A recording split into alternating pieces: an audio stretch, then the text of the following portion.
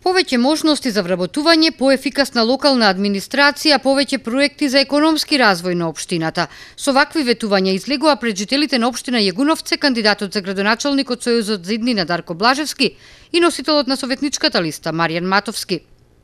Општинската администрација мора да биде сервис на сите граѓани, без разлика на својата политичка, верска или национална определба.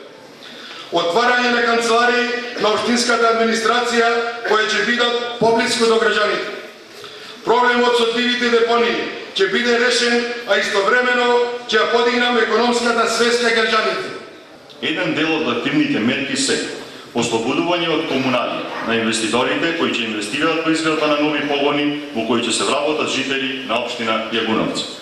Потикнување на приватниот сектор преку форма на јавно-приватно партнерство за ефикасно искористување на локалните потенцијали и ресурси. За економските прашања, но и за, како што рече, газењето на Уставот и демократијата на митингот говореше потпредседателот на СДСМ Зоран Јовановски.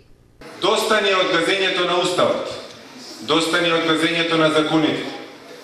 Затоа што кога го газат Уставот, не газат и нас заедно со Уставот.